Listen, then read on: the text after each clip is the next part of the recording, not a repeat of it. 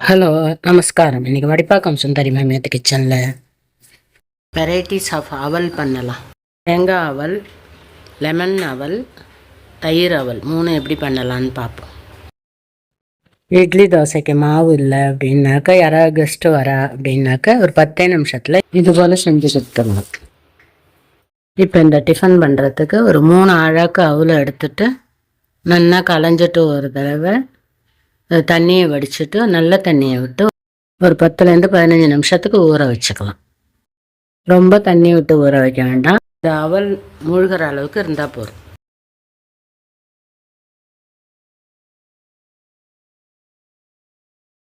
இப்போ அவல் 15 நிமிஷம் நல்லா ஊற எடுத்து இப்போ அதை தண்ணி இல்லாமல் வடிகட்டியை எடுத்து வடிகட்டி வச்சுக்கலாம்.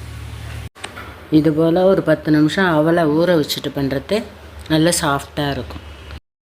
ஊற வைக்காமல் வெறும் தண்ணியை விட்டு அலசிட்டு பண்ணினோன்னா ட்ரையாக இருக்கும். அதனால் ஒரு 10 நிமிஷத்துக்கு ஊற வச்சுட்டு அதுக்கப்புறமா அவளை எடுத்து பண்ணிக்கலாம். தண்ணியை வடிய விட்டுட்டு ஒரு 2 நிமிஷம் கழித்து கையால் நல்லா உதுத்து விட்டுக்கணும். இப்போ அடுப்பை ஆன் பண்ணிவிட்டு ஒரு பேனை அடுப்பில் போட்டுட்டு அதில் ஒரு டேபிள் ஸ்பூன் அளவுக்கு தேங்காய் எண்ணெய் விட்டுக்கலாம்.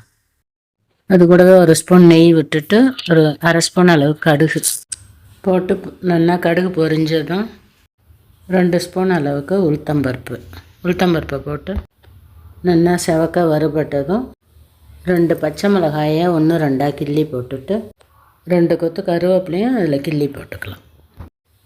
இப்போ அடுப்பை சிம்மில் வச்சுட்டு நம்ம துருவி வச்சுருக்கிற தேங்காயிலேருந்து ஒரு 3 கைப்பிடி அளவுக்கு தேங்காய் எடுத்து போட்டுக்கலாம். தேங்காய் கூட குறைச்சி போட்டுக்கலாம், அது நம்ம சௌரியம்தான்.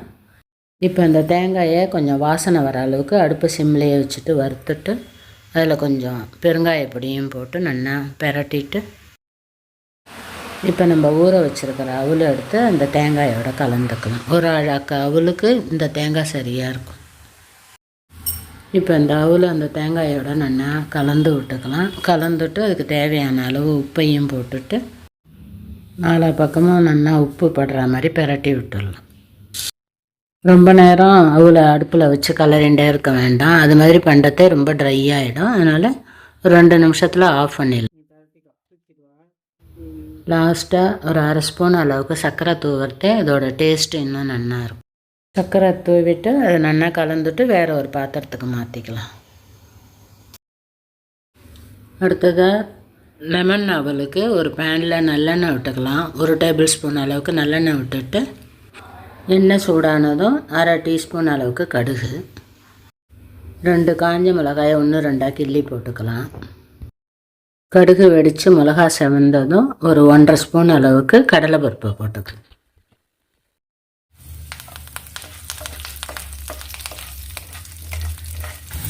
பெருங்காயப்பொடி, கடலைப்பருப்பு நல்லா வறுபட்டதும் ஒரு 1/2 ஸ்பூன் அளவுக்கு மஞ்சள் பொடி போட்டுக்கலாம். மஞ்சள் பொடியும் போட்டுட்டு எண்ணெயில் ஒரு பெரட்டிட்டு நம்ம ஊற வச்சுருக்கிற அவலை எடுத்து தேவையான அளவுக்கு போட்டுக்கலாம். அடுத்த சிம்மில் வச்சுட்டு அந்த அவலை போட்டு ஒரு பெரட்டிக்கலாம். இப்போ இந்த அவலுக்கு தேவையான அளவுக்கு உப்பையும் போட்டு நல்லா கலந்து விட்டுக்கலாம்.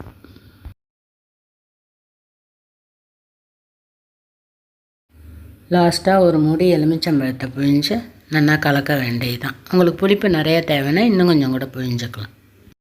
லெமனை பிழிஞ்சிட்டு ரொம்ப நேரம் அடுப்பில் வைக்க வேண்டாம், கசந்து போயிடும். அதனால் ஸ்டவ் ஆஃப் பண்ணிவிட்டு நல்லா கலந்துட்டு வேறு ஒரு பாத்திரத்துக்கு மாற்றிக்கலாம். அவ்வளவுதான், லெமன் அவலும் ரெடி ஆகிடுது. அடுத்ததாக தயிர் அவல் தான். அது ரொம்ப ஈஸி. தயிர் எடுத்து அந்த அவலில் போட்டு கலந்துட்டு கொஞ்சம் உப்பையும் போட்டு கலந்துக்கலாம். புளிக்காத தயிராக இருந்தாக்கா நல்ல டேஸ்ட்டாக இருக்கும் இந்த அவல். கொஞ்சம் கடுகு, பெருங்காயம், கருவேப்பிலை, பச்சை மிளகாயை போட்டு தாளித்து கொட்டிட்டு அந்த அவலோட கலந்துக்க வேண்டியதுதான். ஒரு 10 நிமிஷத்தில் ஈஸியாக அந்த 3 வெரைட்டி ஆஃப் அவலையும் ரெடி பண்ணிடலாம். நீங்களும் இது போல் செஞ்சு பார்த்துட்டு எப்படி வந்ததுங்கிறத கமெண்ட்டில் சொல்லுங்கள். லைக் பண்ணுங்க, ஷேர் பண்ணுங்க, சப்ஸ்கிரைப் பண்ணுங்க. தேங்க்யூ ஃபார் வாட்சிங்.